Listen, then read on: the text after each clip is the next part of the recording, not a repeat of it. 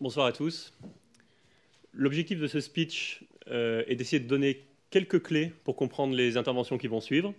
Non pas de comprendre la blockchain en 5 minutes, je pense que ça serait un petit peu ambitieux, mais néanmoins, je pense qu'il y a quand même 2-3 grandes idées qui vont revenir au cours des heures qui vont suivre. Et c'est ces 2-3 grandes idées que j'aimerais que vous ayez à l'esprit, peut-être pour avancer et suivre, disons, apprécier à leur juste mesure la qualité des interventions qui vont suivre. D'où vient la blockchain? Pour comprendre ça, je pense qu'il faut revenir à 2008, se remettre dans le contexte, c'est-à-dire c'est un contexte de crise financière, un contexte de crise de confiance surtout dans les États, dans les banques, dans les monnaies. C'est à ce moment-là qu'émerge, ou du moins c'était déjà dans les idées, mais on va dire que c'est à ce moment-là que se formalise l'idée d'une monnaie numérique. Donc cette monnaie numérique, bien sûr, c'est le Bitcoin.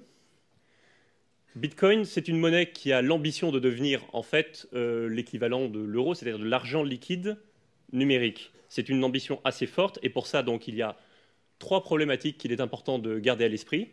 La première problématique, c'est que le Bitcoin veut que les échanges se fassent d'utilisateur à utilisateur. C'est-à-dire qu'aujourd'hui, pour payer un produit, là, si vous rentrez dans un magasin, vous avez le choix entre le payer en argent liquide ou le payer par exemple avec carte bleue. L'objectif du Bitcoin, c'est d'être l'équivalent de l'argent liquide, c'est-à-dire d'utilisateur à utilisateur. Le deuxième enjeu, empêcher que l'on donne 2 fois le même Bitcoin, c'est-à-dire empêcher que moi, je fasse de moi-même, depuis mon poste de la création monétaire, pour pouvoir me payer tout ce que je veux, parce qu'évidemment, la monnaie ne durerait pas dans ce cas-là. Le troisième enjeu, c'est dans ce contexte de crise, de garantir la monnaie sans autorité indépendante.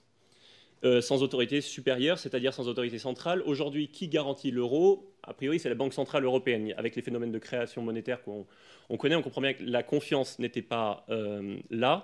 L'objectif, c'était donc de se passer de cet tiers. Les solutions qui ont été trouvées. La solution donc à donner de main en main, c'est l'échange, ce qu'on appelle peer-to-peer, c'est-à-dire d'ordinateur à ordinateur, d'utilisateur à utilisateur. C'est ce qui est aujourd'hui utilisé, enfin c'était déjà utilisé pour les téléchargements.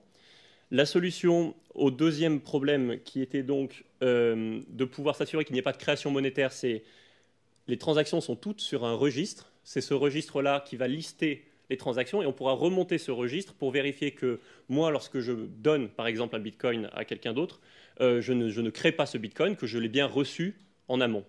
Enfin, la troisième solution, la troisième réponse, c'est-à-dire la réponse à cette envie de ne pas avoir d'autorité supérieure, c'est le fait qu'en fait, on n'a pas une autorité au-dessus qui chapeaute, mais ce sont les utilisateurs entre eux qui vont valider ou non les transactions, remonter d'eux-mêmes l'historique, et pour ça, ils ont tous une copie de ce registre. Et c'est-à-dire que ce n'est pas qu'on a un registre quelque part qui est stocké dans un serveur et après on fait des copies. Non, c'est que un certain nombre d'utilisateurs ont des copies de ce registre qui sont mises à jour régulièrement. Pourquoi je passe autant de temps sur le Bitcoin? Parce qu'en fait, ces solutions techniques qui ont été trouvées, dans leur ensemble, c'est ça qui constitue la blockchain. La blockchain, c'est en fait ce registre sur lequel toutes les transactions sont écrites les unes après les autres. Je pense qu'il y a un certain nombre d'entre vous qui le savent, mais je pense que c'est important de revenir là-dessus. Ces réponses-là ayant été posées, est venu le temps, peut-être 2014, presque un temps de maturité, je ne sais pas si c'est le bon mot, mais en tout cas de prise de recul. C'est-à-dire qu'on s'est dit, bon, ces solutions techniques qui ont été trouvées, elles sont très bien, elles sont parfaitement appliquées à une monnaie. Maintenant, est-ce qu'on peut prendre du recul et penser plus largement, peut-être l'appliquer à d'autres choses, à d'autres types d'informations? Et donc on a commencé à raisonner autrement.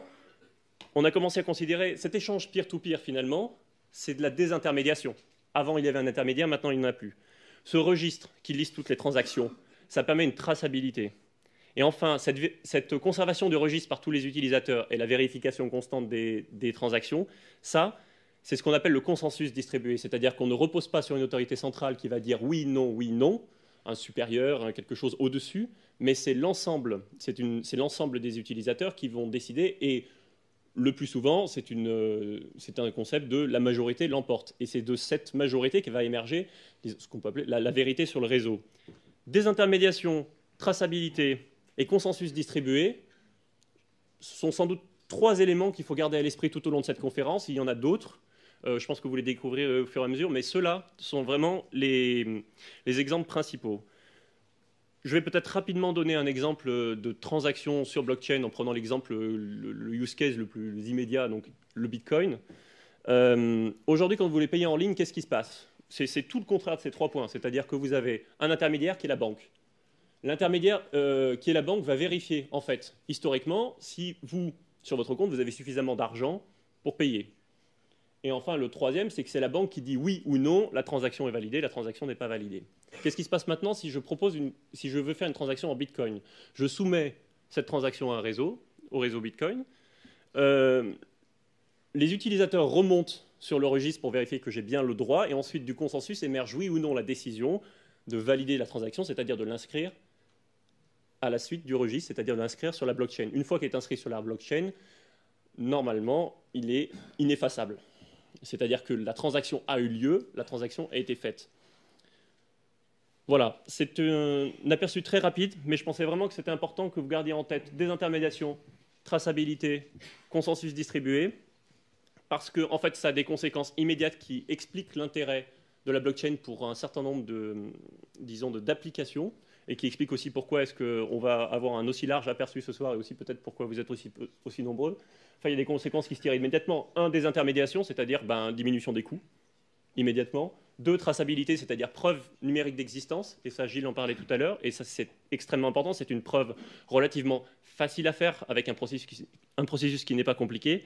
Et 3, consensus distribué, a priori, ça facilite et le travail ensemble, qui est en ligne, qui est toujours très compliqué, donc la décentralisation, et également la sécurité et l'infalsification de ces preuves d'existence. Voilà, c'est un aperçu rapide, mais on a pris la décision de laisser le plus de temps possible aux intervenants, et je vous remercie beaucoup d'être là. Excellente conférence.